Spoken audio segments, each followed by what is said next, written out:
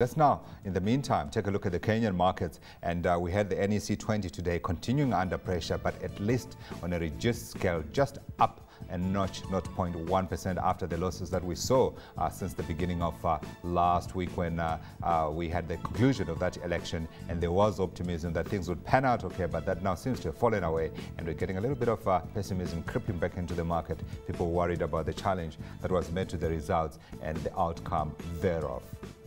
On the currency front, we've got the Kenyan shilling, like most of Africa's currencies today that we saw a few minutes ago, up against the dollar, strengthening. So let's now go over to Nairobi and for a chat on the market, it's Anthony Kimani, research analyst at Genghis Capital. Anthony, thanks for your time.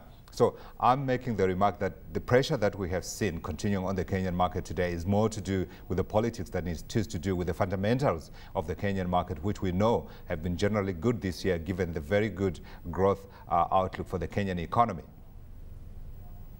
Yes, that's true. But you've just mentioned that the NSE 20 came under pressure. I'd like to just emphasize that the NASI, which is a more broad-based index, was actually up today by 0.57%. And I'd say that the pressure that you're seeing on the NSE at the moment is more to do with the valuations that the companies that are under the NSE 20 are probably being repriced downwards a little as we see profit taken.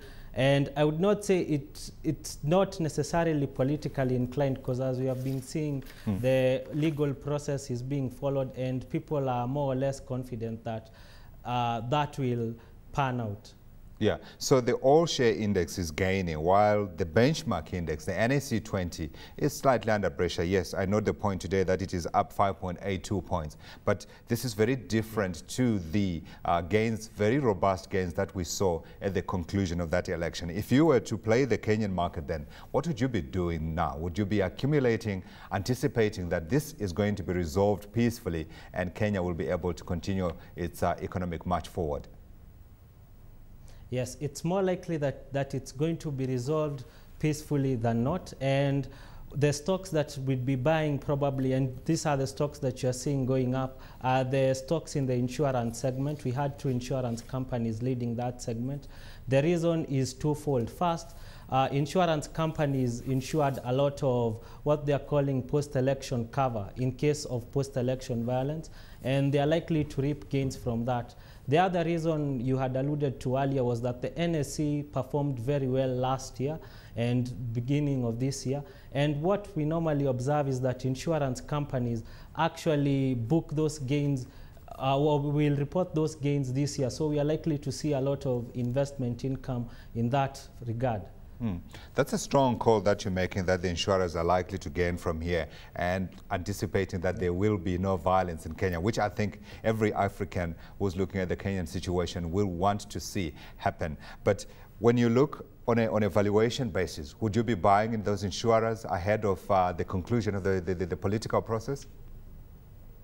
Yes, I'm glad you mentioned that. Also on a valuation basis, if you look at most insurance companies for the better part of last year were actually trading below net asset values. And we are seeing that the market is sort of now narrowing that discount or that valuation gap. And that is why you are seeing the run up to some of these prices. So let's talk about results that came through today. Limuru Tea, more than doubling pre-tax profit. Was that a surprise for you? What were you expecting from that one? Well, if you look at those earnings a little bit more closely, you'd see that Limuru Tea, most of that profit was actually booked because of biological gains. I think 74% of that was actually due to biological gains. Only 13% of that was actually from a revenue perspective or top line growth for that matter.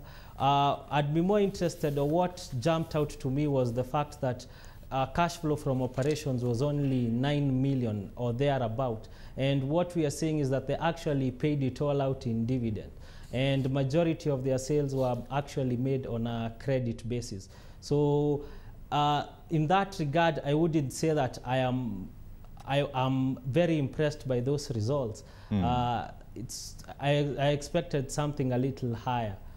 Anthony is a very hard driver because we're looking here at nearly doubling in the value of tea planted in these states. But let's talk a little bit about the outlook for the Kenyan tea sector. I'm noting here a story written by Reuters where they're talking about a steady inflow coming in from the tea sector. So the outlook for tea seems to be suggesting that the prices we're seeing this year are likely to be maintained going forward. What's your outlook for the counter, though, based on your outlook for the tea prices, as well as, of course, the big player within that sector, the Kenyan shilling?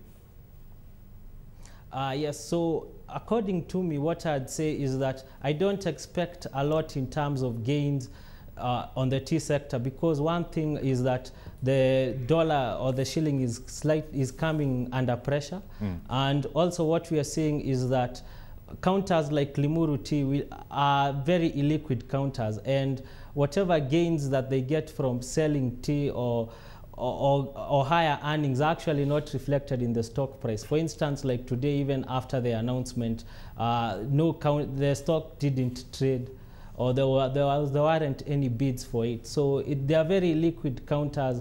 And if you look at most agricultural stocks, they're actually trading at very low PE multiples. So people are concerned about the outlook for that Kenyan shilling. What about the overall Nairobi market? What are we likely to see for the rest of the year? I mean, we're taking various assumptions here that the political process will be concluded peacefully, and of course that we'll get the economy growing again. Yes, if the political process is concluded peacefully, and that is very likely at this point from what we are seeing based on how the legal process is going, we expect that the market should actually gain probably between 20 and 30% this year. Is that for calendar 2013? Yeah.